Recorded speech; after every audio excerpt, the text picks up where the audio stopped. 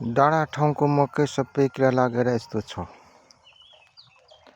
झार उत्तिकै बाक्लो आइराखेको छ।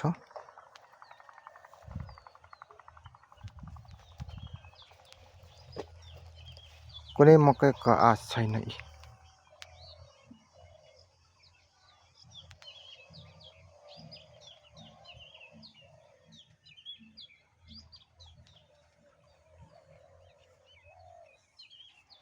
किराले खत्तमै बनाए मकै।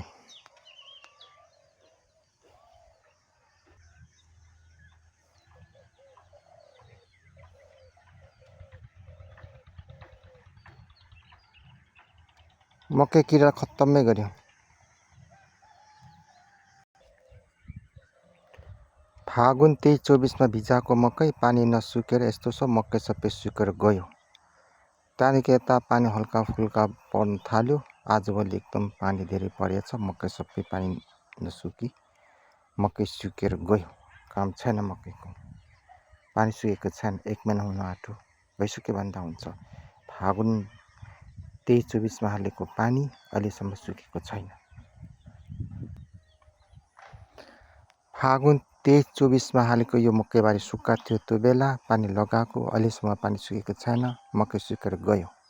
अब यो मकैको काम छैन। अब पानी निकालेर फ्याँक्ने ठाउँ पनि छैन।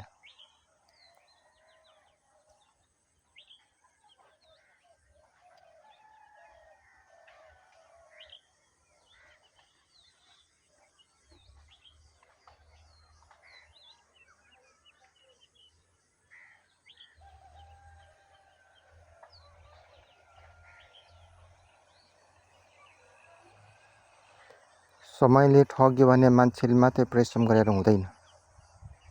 यो समयले ठग्यो। पहिला यो गोड्दाखेरि बिरुवा राम्रो थियो, अलिक सुक्खा लागे जस्तो थियो र पानी लगाएको, पानी हाले दिनदेखि पानी आएको अहिलेसम्म यो महिना दिन भइसक्यो पानी आएको, खेतको पानी सुकेको छैन, मकै सुकेर गयो।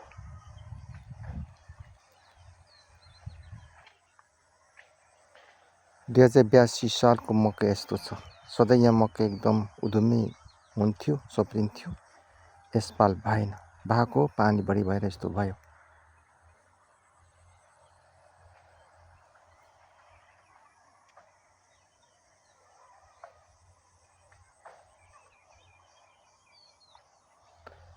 आज 2082 साल चैत आज 10 गतेको दृश्य यस्तो रहेको छ।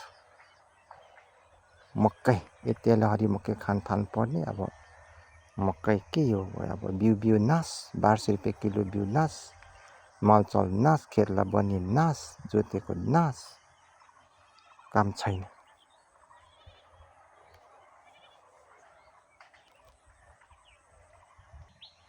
यो सुक्खा डाँडा खेतको चाहिँ मकै फेरि यस्तो सबै किराले खाएर बोटै छैन, मर्यो। यो के फल दिन्छ यस्तो?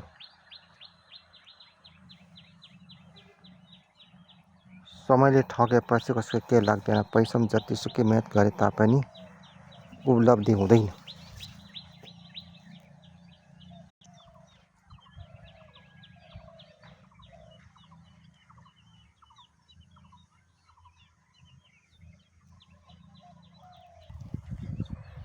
यो किरा लागेको दबाई माने चाहिँ कृषिमा सोद्धाखेरि कृषिले दबाई छैन भन्छ, त्यो बाहिरदेखि किनेर ल्याएर हान्नु भन्छ। अब यस्तो छ के भने खेतीपाती गरेर के गर्नु?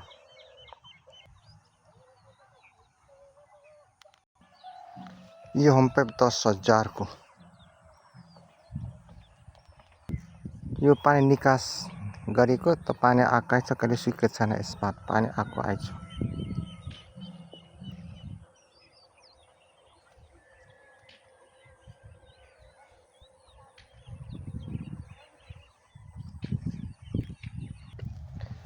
मकै छरेदेखि यस्तो माटो छ, पानी छ, पानी सुकेको छैन, मकै छैन, सबै कुहिएर गयो। जोत्नुको हैरान, बिउ खेर यस्तै छ।